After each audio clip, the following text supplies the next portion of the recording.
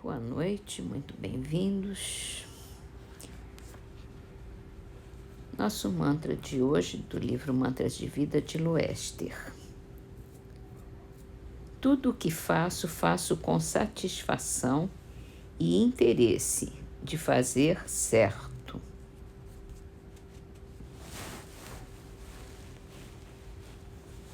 Bom mantra esse. No Livro dos Espíritos,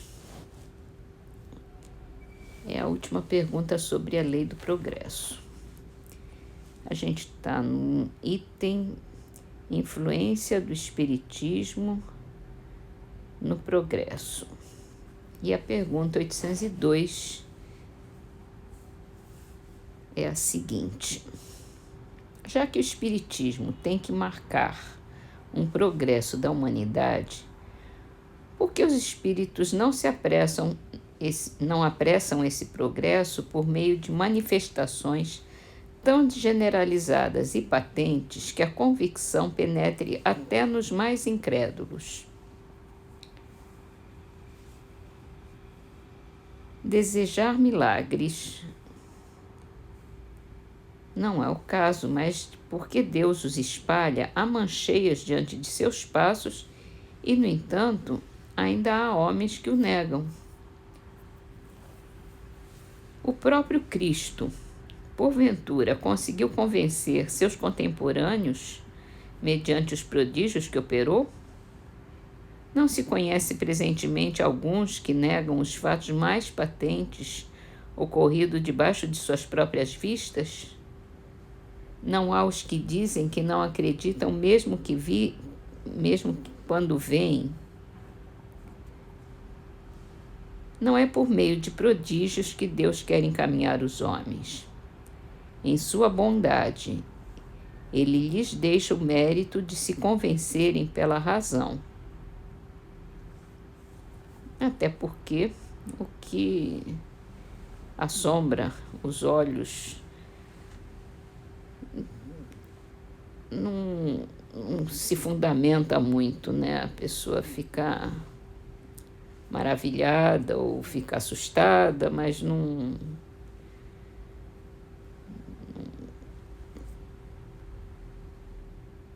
tem fundamento, não tem...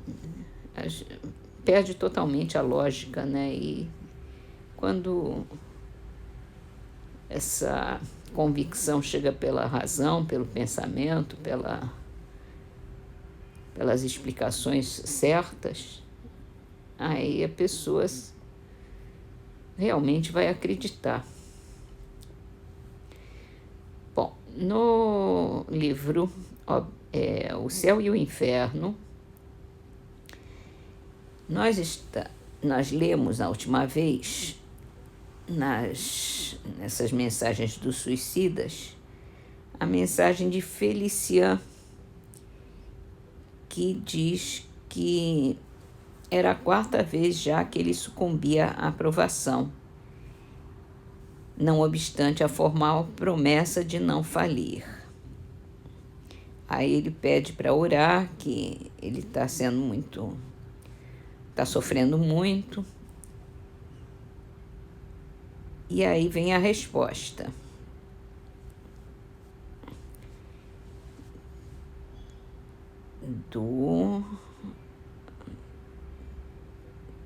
Do médium do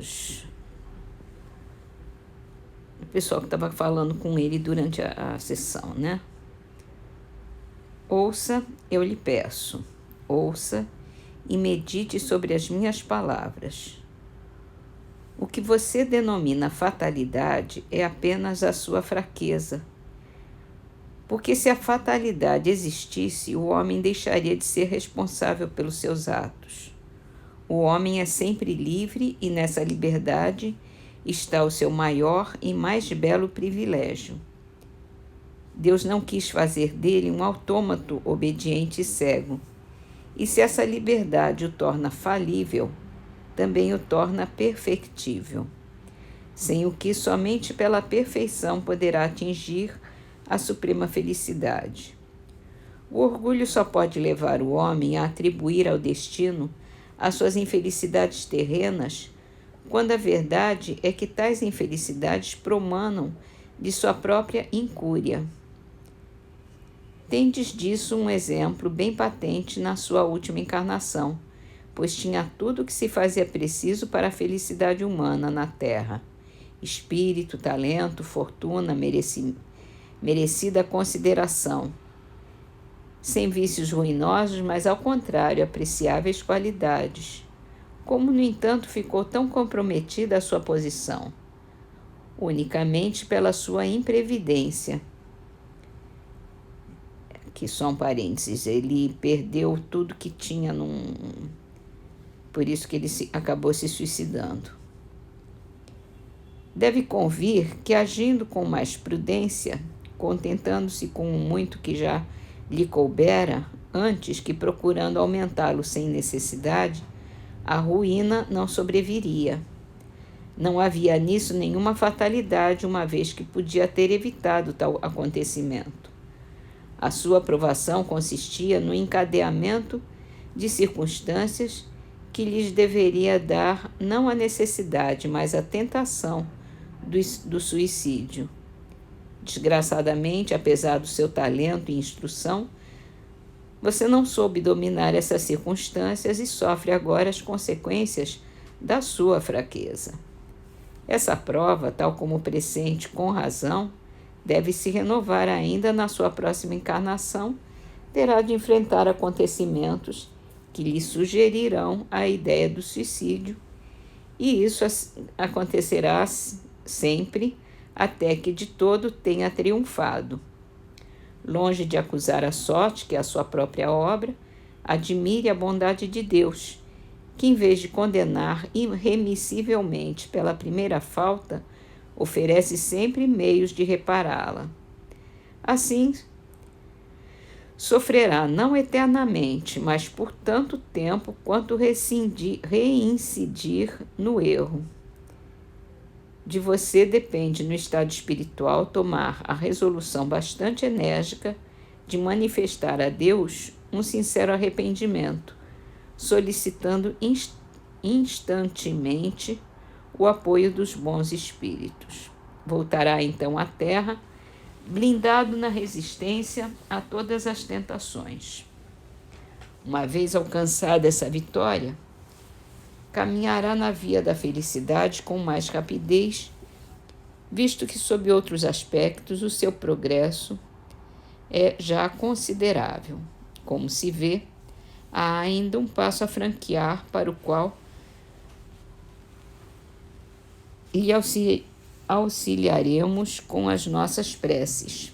Estas só serão improfícuas se não nos secundar com os seus esforços. E ele responde: obrigado por tão boas exortações. Delas tenho tanto maior necessidade quanto sou mais desgraçado do que demonstrava. Vou aproveitá-las, garanto, no preparo da próxima encarnação, durante a qual farei todo o possível para não sucumbir. Já me custa suportar o meio ignóbil do meu exílio.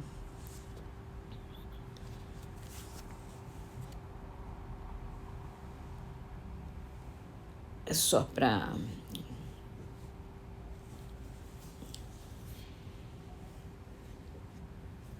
dar uma finalizada. É esse o nosso objetivo nas encarnações, né? A gente vai insistindo até acertar. E, por outro lado, quando os nossos erros comprometem os outros, a gente ainda, além de acertar com a gente, ainda tem que reparar o mal que fez com os outros.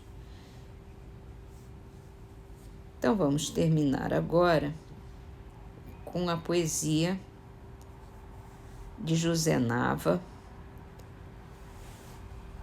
é do livro Trovadores de Outro Mundo, Essa de José Nava se chama Sínteses, são trovas. Quem busca arrancar no mundo a treva pela raiz, quanto mais sabe, mais cala. Quanto mais cala, mais diz. A terra seria o céu se o homem, por onde vá, seguisse 20% dos bons conselhos que dá.